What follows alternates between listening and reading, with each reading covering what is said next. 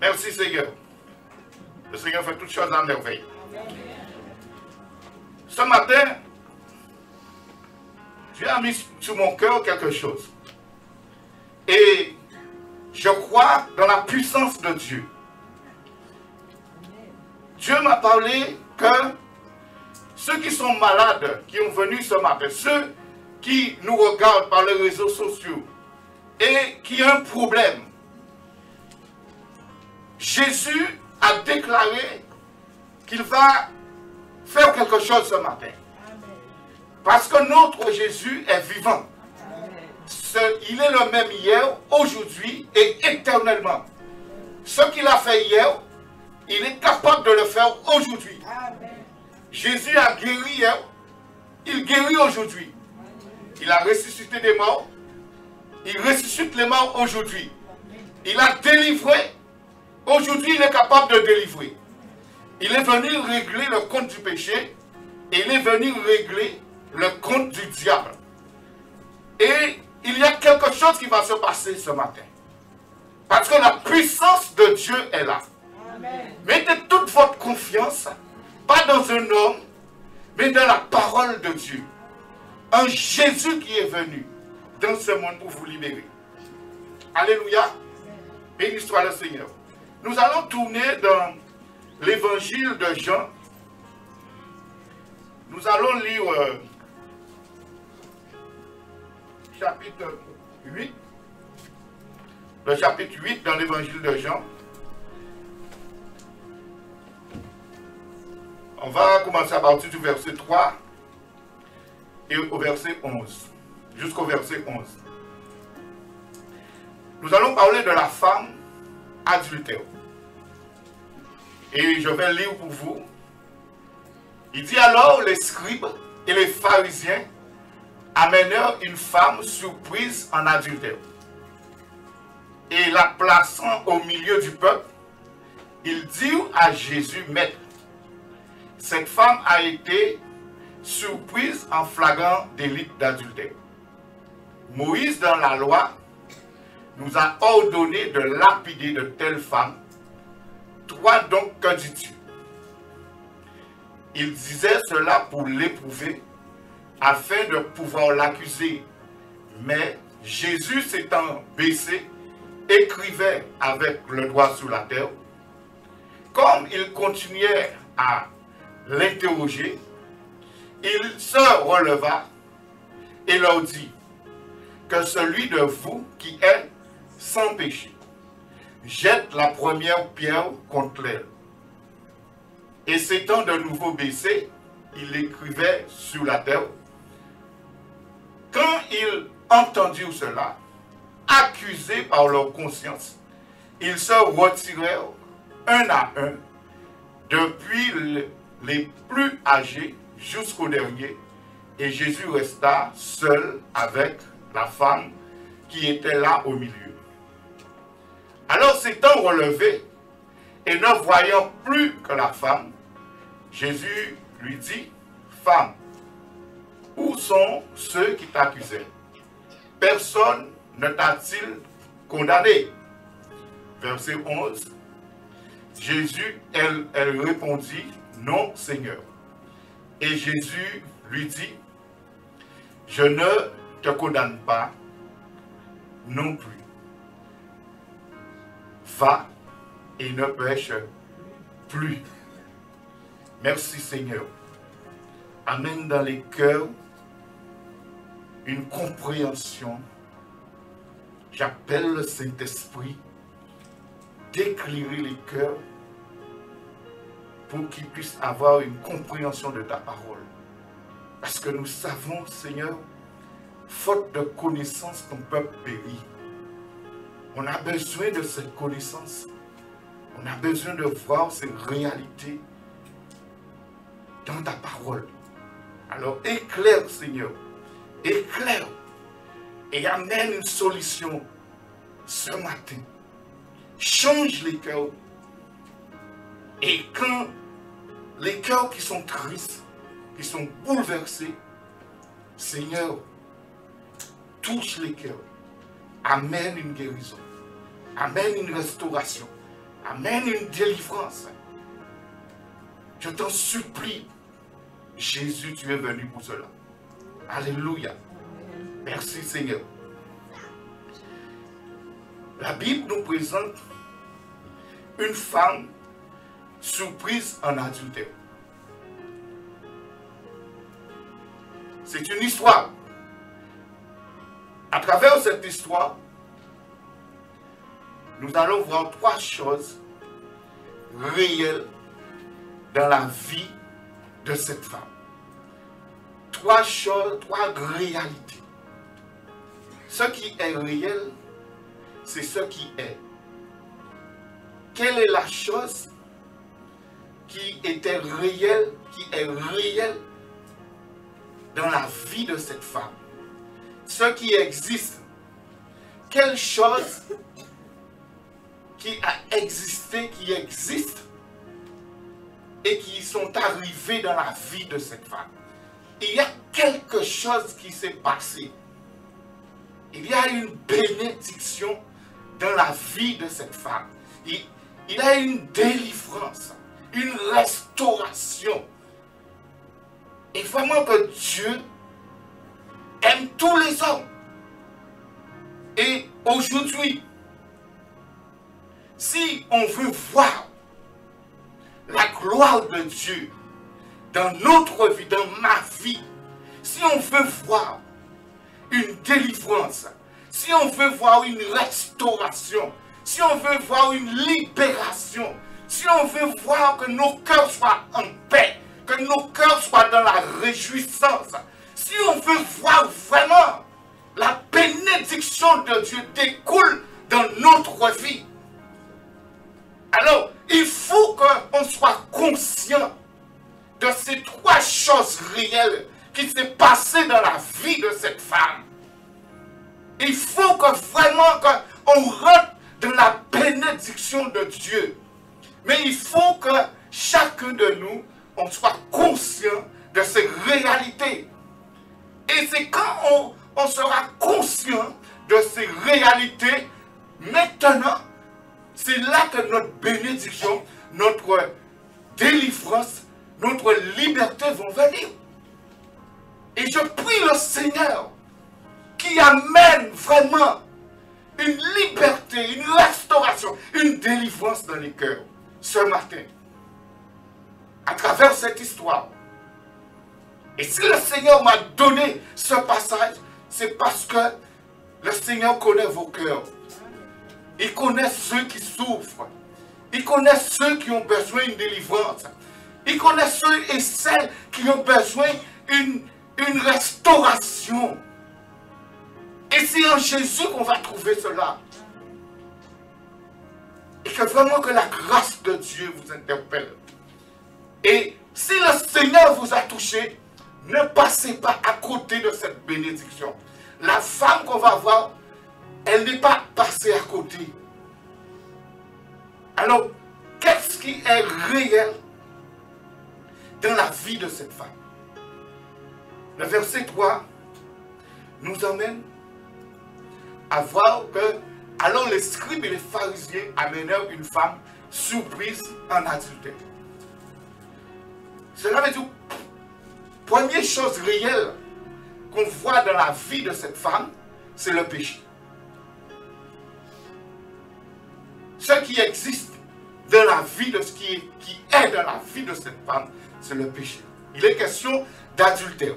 Si il est question d'adultère, c'est que il est question de péché. Et s'il est question de péché, cela veut dire que cette femme est condamnée. Parce que le péché amène la condamnation. Si il est question de péché, cette femme est amenée à la mort. Vous comprenez cela? Si il est question de péché, c'est qu'il est question de blessure. Il est question de mourir. Il est question de destruction. Il est question de vraiment. Et quand on regarde cette femme, on voit que cette femme se trouve dans une situation pas possible à cause du péché. Le péché est réel. Le péché est entré dans le monde pour détruire l'homme. Mais Jésus va pointer le doigt sur le péché, mais pas seulement la femme. Il va, par exemple, au verset 7, on va voir qu'on a placé cette femme au milieu de Jésus. Jésus va écrire avec ses doigts sous la terre, dans la terre, mais Jésus va poser des questions. Et comme il continuait à l'interroger, ceux qui accusaient la femme, il se releva et leur dit que celui de vous qui est sans péché jette le premier la pierre contre elle.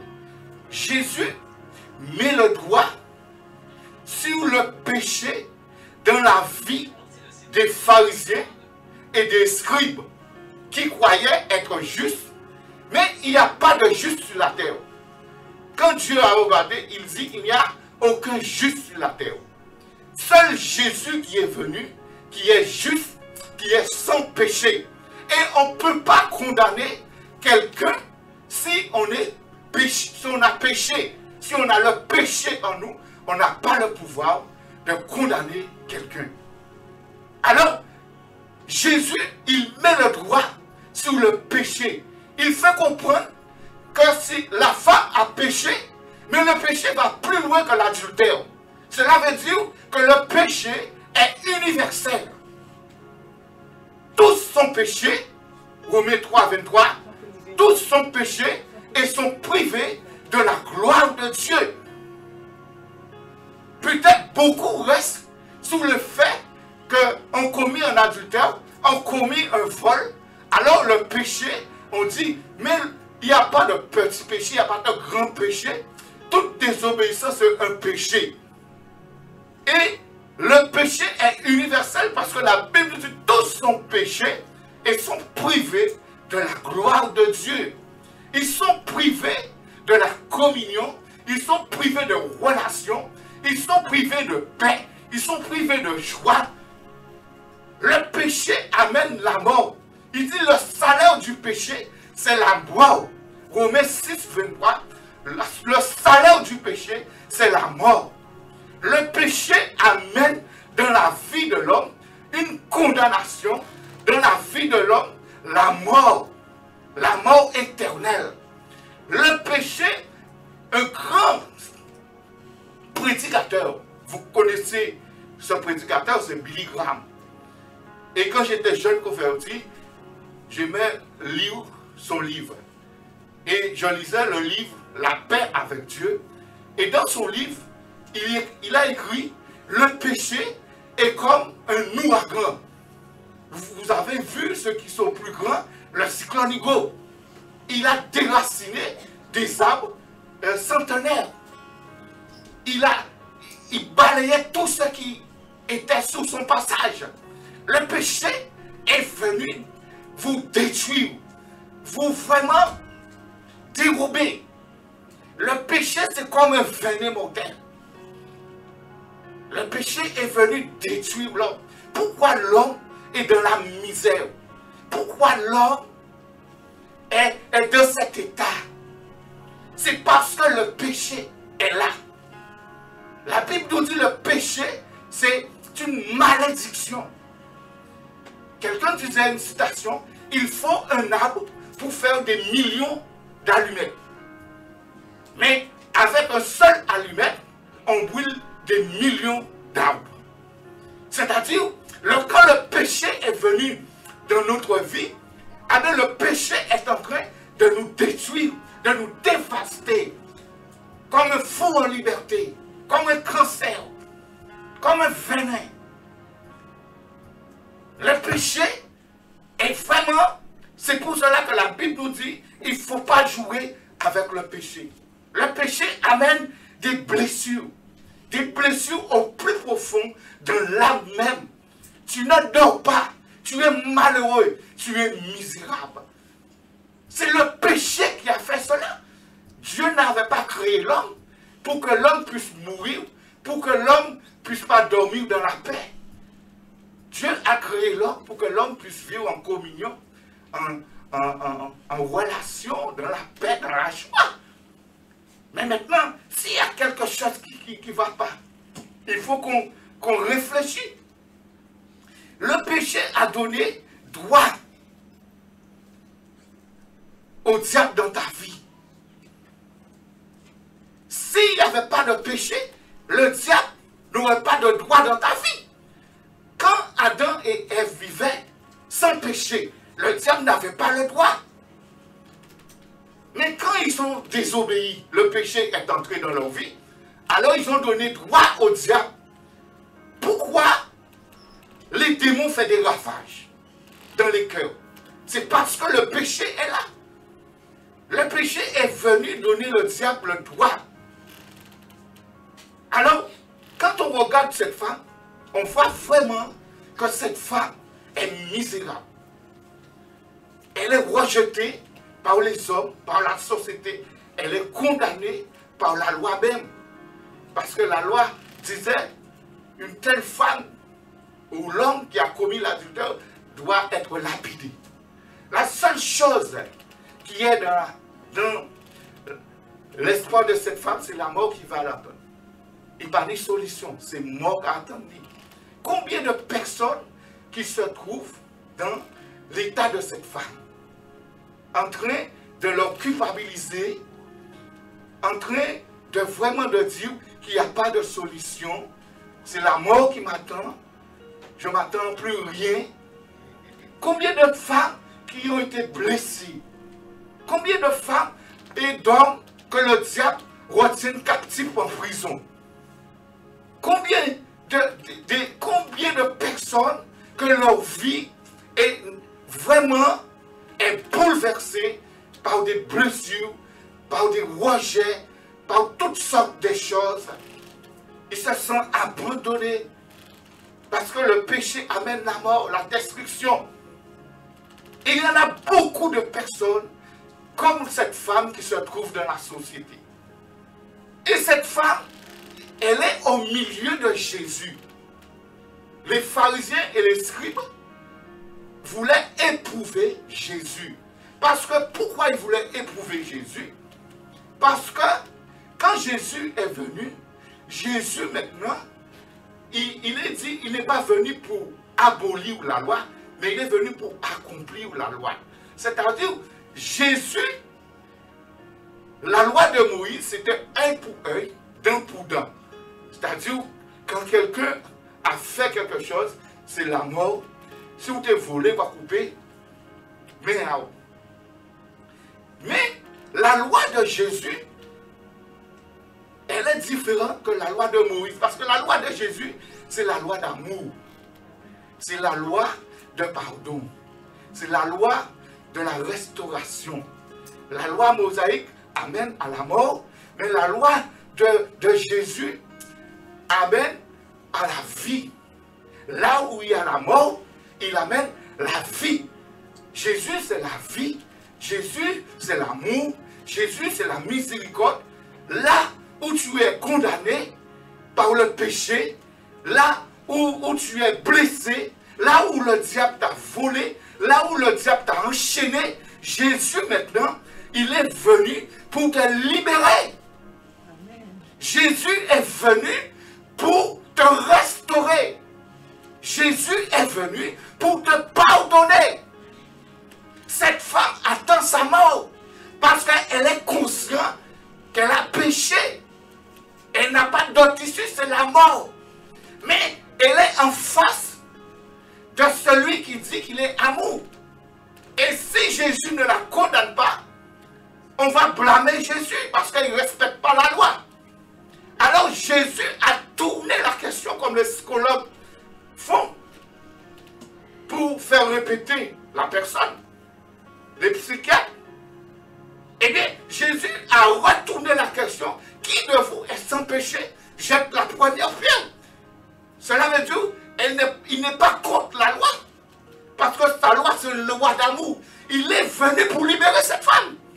Ce matin, Jésus est là pour te libérer. Amen. Si tu es dans l'angoisse, si tu es privé de la gloire de Dieu, si ta vie n'a pas de sens, si ta vie est sous la malédiction, si ta vie est en prison, si ton âme est en prison, Jésus va te libérer. Amen. Cette femme avait besoin. C'est la mort qu'elle attendait. Mais la grâce de Dieu, au verset 11, deuxième réalité dans la vie de cette femme, parce que Jésus avait dit, celui qui est sans péché, jette la première pierre sur elle. Personne ne pouvait jeter la pierre sur cette femme. Parce que tous étaient conscients qu'ils ont péché aussi et vivent dans le péché. Seul Jésus qui est venu dans ce monde et qui est parfait et qui est juste et qui est capable de juger le péché. Alors cette femme est au milieu. Elle attend. Jésus va dire à cette femme, je ne te condamne pas non plus. Va et ne pêche plus. Quelle grâce, quelle miséricorde. Est-ce que tu veux une libération? Le péché est réel. Le péché, c'est une réalité de la vie des hommes. Il détruit l'homme, mais la grâce de Dieu est là pour te pardonner. Et deuxième réalité de la vie de cette femme, c'est le pardon. Le pardon que Jésus a donné à cette femme. Et si le péché est là, tu ne reçois pas le pardon de Jésus pour tes péchés, tu vas être toujours malheureux et malheureuse. Il faut que le péché soit enlevé pour avoir une libération, pour avoir une restauration. Et seul Jésus est venu dans ce monde pour enlever le péché. Marc chapitre 2 et verset 10. Le Fils de l'homme est venu sur la terre pour pardonner les péchés. Il a le pouvoir de pardonner les péchés. Alléluia. Si tu reconnais, tu es conscient que le péché est là. Tu peux mettre moi, Marc chapitre 2 et verset 10. Il dit, or, afin que vous sachiez que le Fils de l'homme a sur la terre le pouvoir de pardonner les péchés. Si tes péchés ne sont pas pardonnés, le diable va toujours avoir le droit sur ta vie. Et Jésus est venu dans Jean chapitre 1 et verset 29. Il est l'agneau de Dieu qui est venu enlever le péché. Il dit, voici l'agneau de Dieu qui ôte le péché. Vous savez ce que ça veut dire? Ôter, c'est enlever, c'est effacer, anéantir. Seul le Fils de Dieu qui a le pouvoir de cette libération. Le péché libère. Il dit, Jean 1, verset 29, il dit, le lendemain, il vit Jésus venant, Jean-Baptiste, il dit, voici l'agneau de Dieu qui ôte le péché du monde. Jésus est venu ôter le péché. Jésus est venu enlever le péché. Jésus est venu effacer le péché. La Bible nous dit dans Ésaïe, chapitre 1 et verset 18, quel que soit le péché que tu as fait, quel que soit le péché qui t'a condamné, quel que soit ce que tu as fait, l'amour de Dieu est là. Amen. La grâce de Dieu est là. Il dit la grâce de Dieu est venue, est manifestée pour tous les hommes. La grâce de Dieu s'est manifestée pour toi. Il dit que dans Ésaïe chapitre 1 et verset 18, il dit venez et plaignons, il dit l'Éternel, si vos péchés sont comme le cramoisi. Le cramoisi, c'est c'est comme si une couleur vraiment vive, rouge. Rouge, rouge.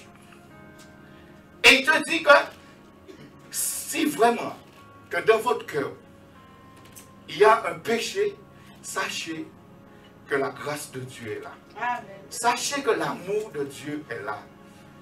Sachez que Dieu est venu pour vous pardonner. Il a dit, si vos péchés sont comme le cramoisi, il devient blanc comme la neige. Et s'ils sont rouges comme la poupe, il devient comme la laine. Alléluia. Qui est-ce qui peut faire ça? Qui est-ce? Seul Jésus. Jésus est celui qui est venu pour pardonner nos péchés.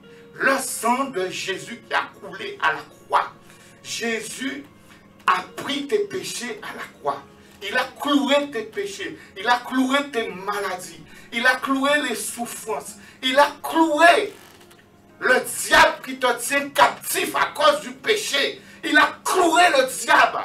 Maintenant, si le péché est dans ta vie, le diable aura toujours droit sur toi. Il va t'empêcher de dormir. Il va t'empêcher de réjouir. Il va t'empêcher de servir Dieu. Il va t'empêcher de louer ton papa chéri. Parce que le péché amène un blocage. Le péché amène un frein.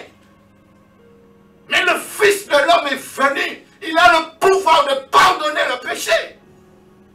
Cette femme était condamnée misérable. Mais la grâce de Dieu est venue.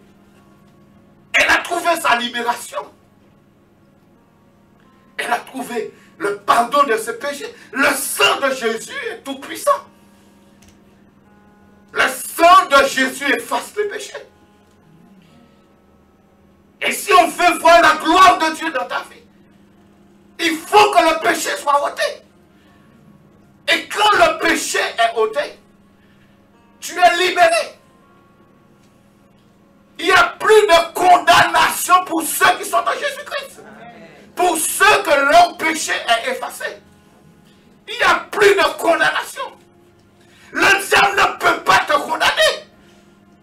Parce que Jésus a déjà enlevé le péché. Tu vas au ciel. Si ta vie est bouleversée toujours, c'est que le diable a un droit. Et tu as besoin d'une délivrance. Troisième réalité dans la vie de cette femme, Jean 8, verset 11. Le péché, c'est une réalité. On l'a vu. Mais on voit aussi la grâce de Dieu, le pardon, c'est une réalité aussi. C'est quelque chose de réel. Le pardon a toujours existé. Mais elle est manifestée dans la vie de cette femme. Maintenant, Jésus te dit, Jésus n'est pas là pour tolérer le péché. Jésus n'est pas là. Quand il te pardonne, il va dire à la femme, va et ne pêche plus. C'est-à-dire que va et ne retourne pas dans tes péchés. C'est-à-dire qu'il t'a libéré, il t'a pardonné.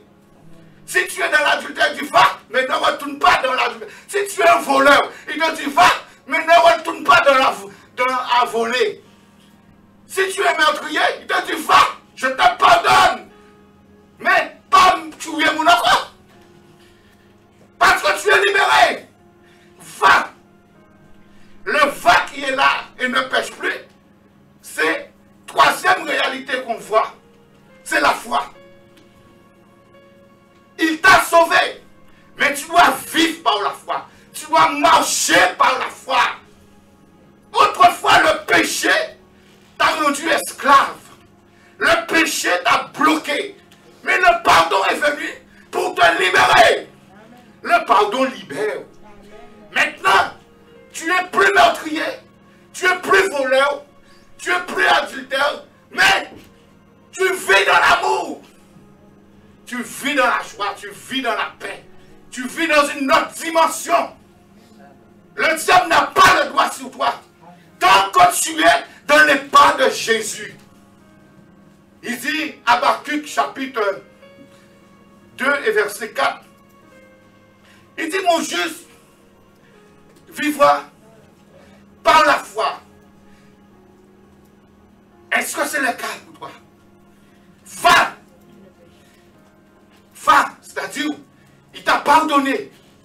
Mais va! Va qui veut dire, va dans le chemin de la victoire. Va dans le chemin de la paix. Va dans le chemin de l'amour. Maintenant, ta vie doit être une vie de victoire. Ta vie doit être une vie excellente. Il dit, mon juste vivra par la foi. Par la foi. Saisis la foi. Saisis-le. Et cette fois-là, on va voir Matthieu chapitre 17 et verset 20. On va lire les deux versets pour vous montrer que tu n'es plus dans la malédiction. Va, c'est-à-dire tu laisses la malédiction, mais tu rentres dans la bénédiction. Tu rentres dans la victoire. Il dit, c'est à cause de votre incrédulité, il leur dit Jésus, je vous le dis en vérité, si vous avez la foi comme un grain de sénévé, vous direz à cette montagne, déplace-toi ici et là, et elle sera transportée, rien ne vous sera impossible. Alléluia. Quelle montagne qui est dans ta vie? Si tu as reçu le pardon de Jésus-Christ, si tu as cette assurance, tu es conscient que tu as péché et Jésus est venu, il t'a libéré de péché. Tu n'es plus condamné. Maintenant, tu vas marcher dans la foi. Il te dit, si tu as la foi comme un grain de sénévé, tu vas dire à cette montagne, c'est toi qui vas dire, c'est toi qui vas ordonner à cette montagne de se sortir là. Tout esprit mauvais, tout esprit méchant, tout esprit diabolique, envoûtement, sorcellerie. Jésus m'a pardonné, tu n'as pas ta place là comme ça. Tu n'as pas ta place. Sors de ma vie. Sors de ma vie. Je t'ordonne au nom de Jésus-Christ. C'est pas moi, mais c'est toi qui dois prononcer cela avec autorité. Et il dit, rien ne vous sera impossible. Alléluia. Rien ne vous sera impossible. Alléluia. Il faut vivre.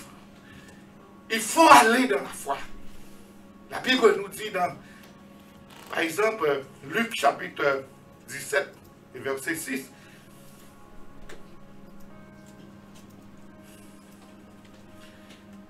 Merci Seigneur. Prenez votre victoire. Saisis votre victoire. Et le Seigneur dit, si vous avez la foi, comme un grain de sénévé, vous direz à ce sycomore, déracine-toi et plante-toi dans la mer. Si tu ne dors pas, mais tu ne dois pas pécher en toi. Jésus est venu effacer le péché. Jésus est venu te libérer. Parce que le péché, c'est une puissance. Le pardon, c'est une puissance qui libère. Parce que le péché t'a condamné. Mais Jésus est venu te libérer. Maintenant, le sycomore là n'a pas sa place là. Dans ta vie. Mais ça, c'est la foi. Il te dit quoi? Vous direz à ce sycomore, déracine-toi.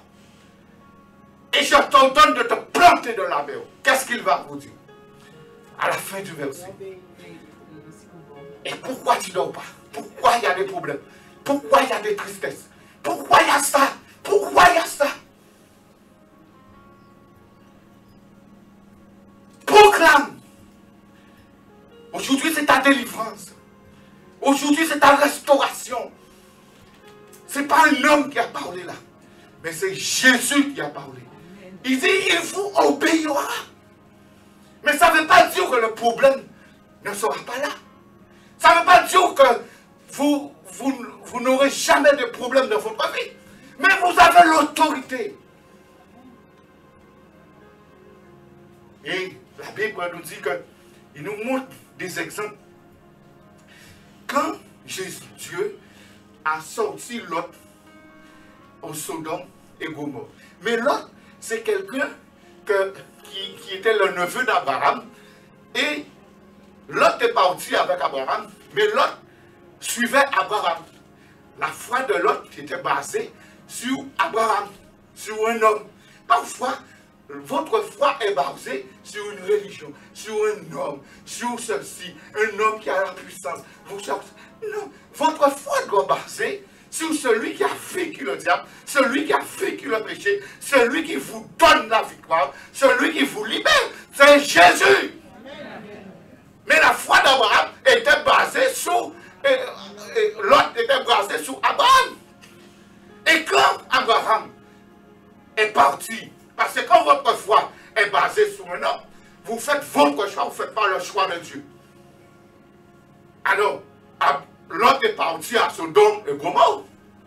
C'est le choix. Dieu, vous êtes libre, même si vous êtes sauvé. Mais c'est pourquoi il vous dit, ne retourne pas en arrière, va. La victoire est là.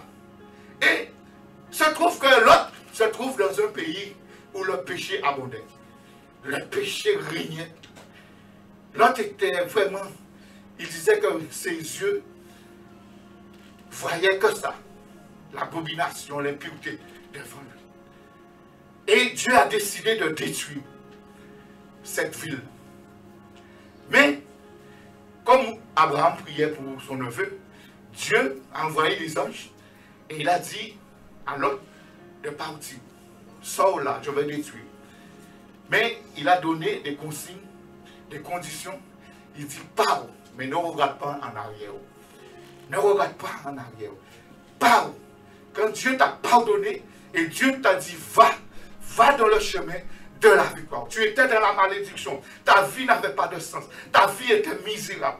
Mais tu sors dans cette vie misérable. Tu sors dans cette vie de démon. Maintenant tu vas. Tu marches dans la victoire. Tu marches dans la paix. Tu marches vraiment. Et qu'est-ce que l'autre, sa femme a fait? Elle retourne en arrière.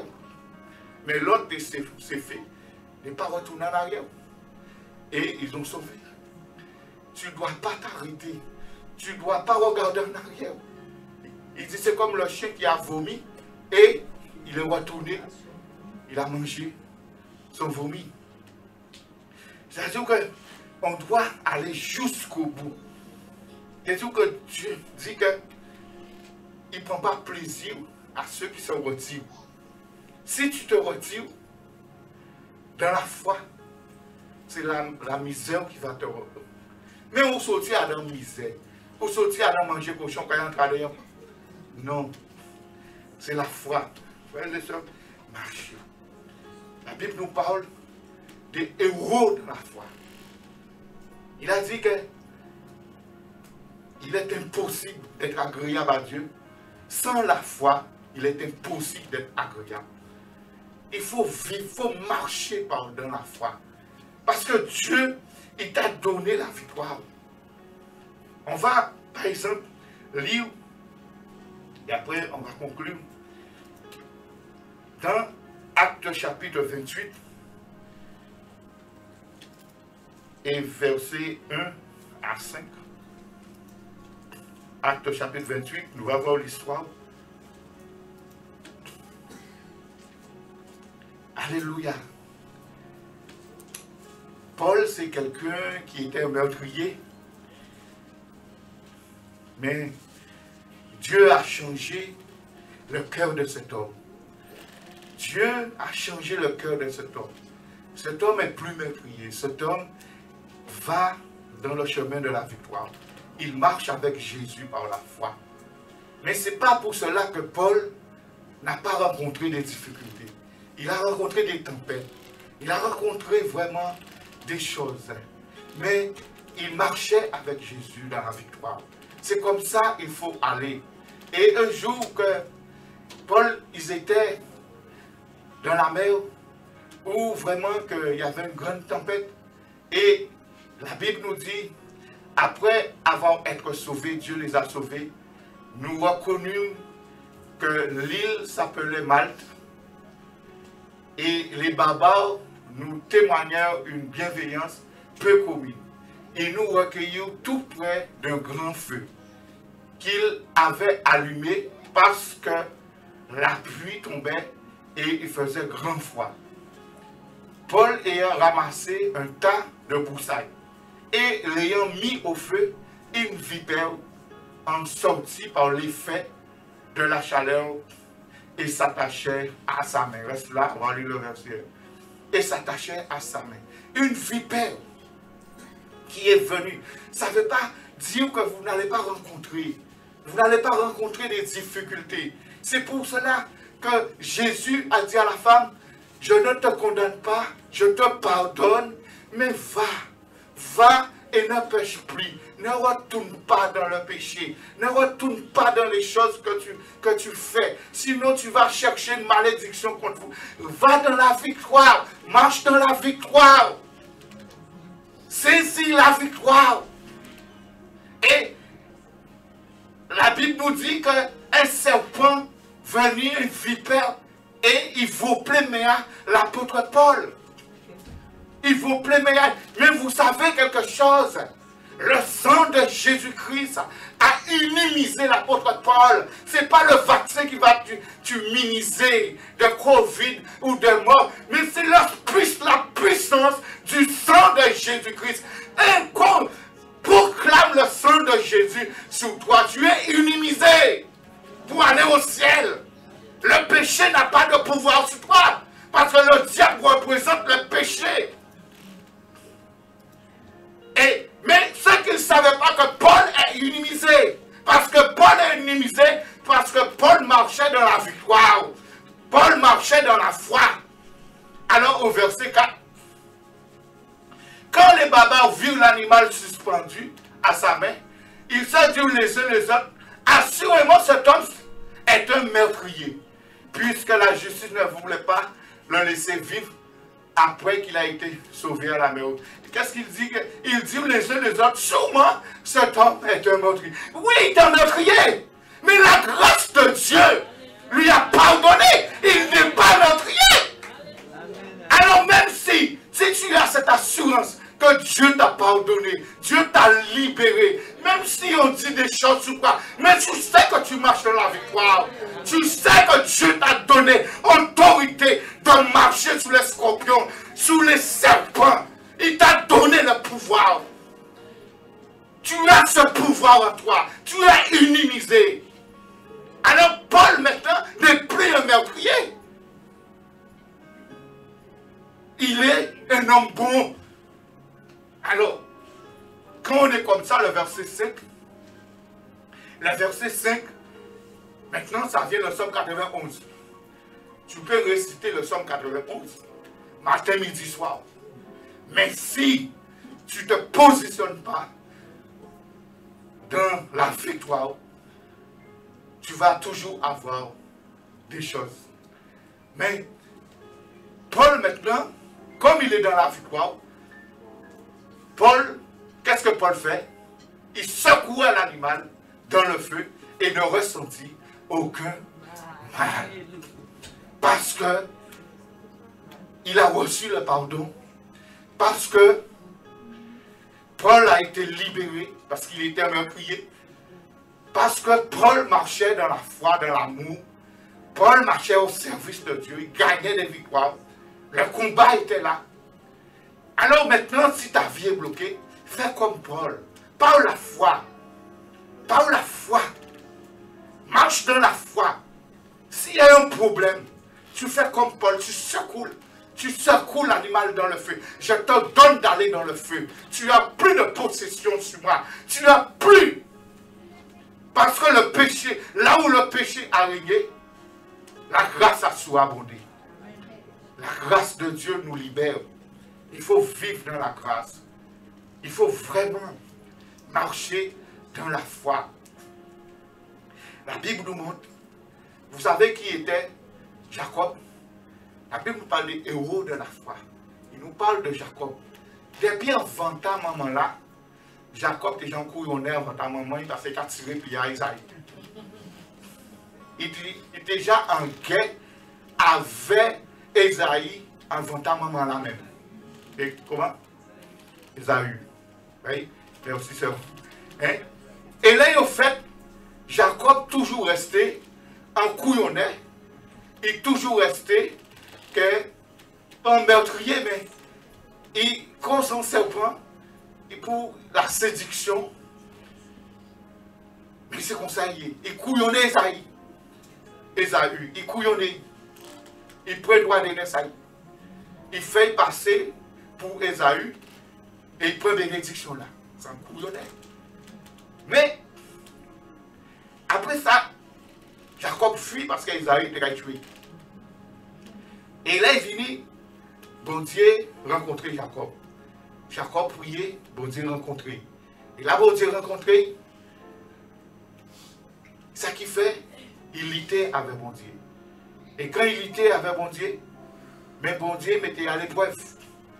Et quand bon Dieu voyait qu'il luttait, maintenant, Israël, Jacob pas en couillonné encore. Il était en couillonné. Les péchés rendent en couillonné depuis votre maman. Il y a un serviteur qui prêchait depuis 1988, il a fait nourrir. Il dit devant si mon fête, il a fait dans le péché. Il a dit fête Jodelin, il a dit yeah, yeah. Mais c'est Jodelin il fait, mais il a dit yeah, il fait. Et depuis 1988,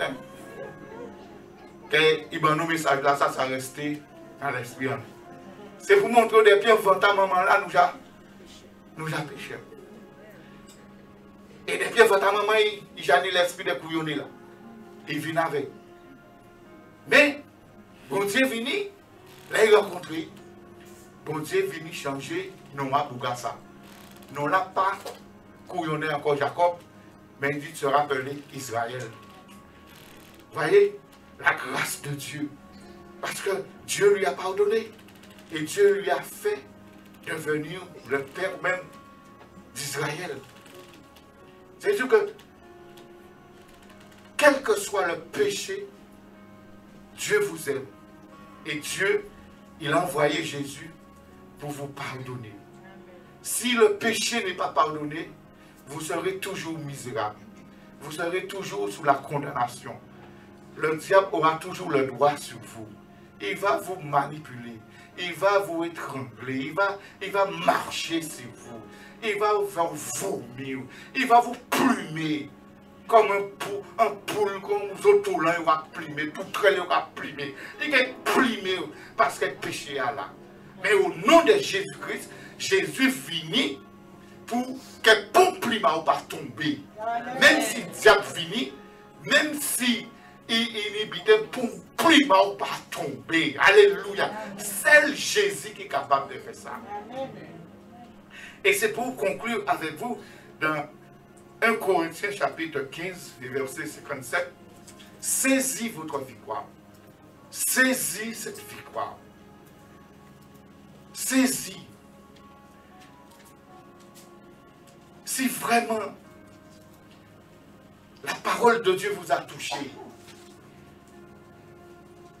Jésus est là pour vous pardonner. Et voici cette conclusion. L'apôtre Paul dit, ma grâce,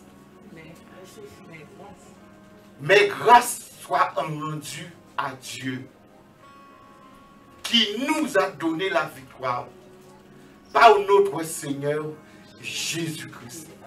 Si tu as l'assurance que tes péchés sont pardonnés, si tu es conscient que le péché est réel dans ta vie, le péché est. Mais tu es conscient aussi que Jésus est venu pour te pardonner, pour te libérer.